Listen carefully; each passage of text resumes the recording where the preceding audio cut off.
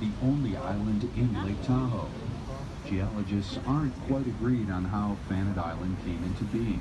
It could be an outcropping of very hard rock that resisted the glacier that carved out the rest of the bay. Or it could be a granite monolith that was carried down from higher elevations and deposited here by the glacier. However it happened, its beauty and solitude helps make Emerald Bay one of the most photographed bodies of water in the world. As we come closer to the island, you'll notice a stone structure at its summit called the Tea House.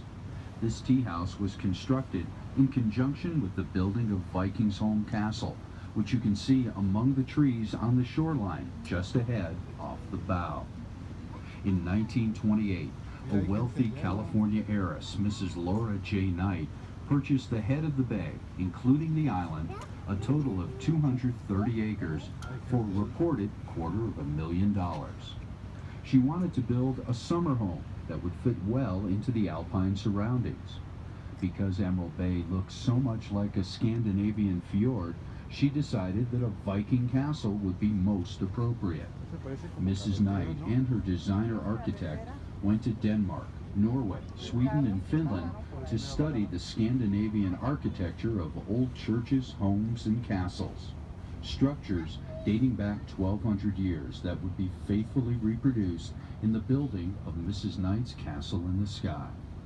Construction began in the fall of 1928, with the workers laying the main foundation before the winter snows came.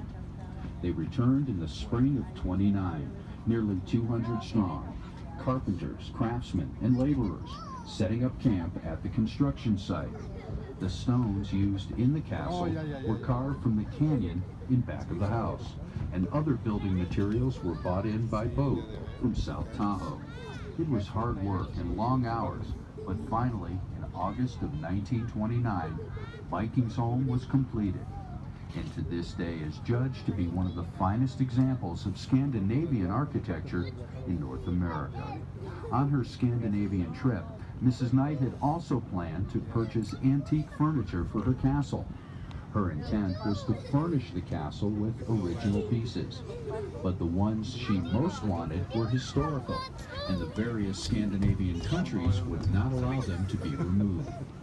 Well, she wanted them to look the same, so Mrs. Knight had craftsmen working from photographs and sketches duplicate the articles she wanted. Their work was so skillful that collectors today have difficulty in distinguishing them from the originals.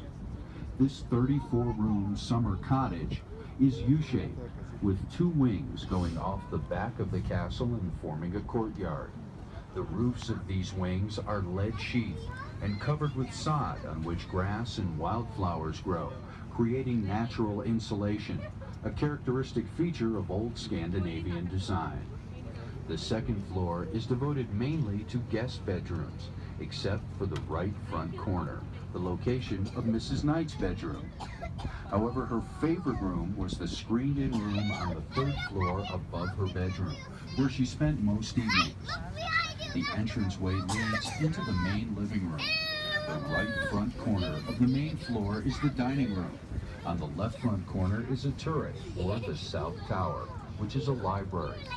On the floor of that library is a round, hand-woven cashmere rug, valued then at $30,000. Throughout the 1930s and 40s, the famous came to visit Vikingsholm to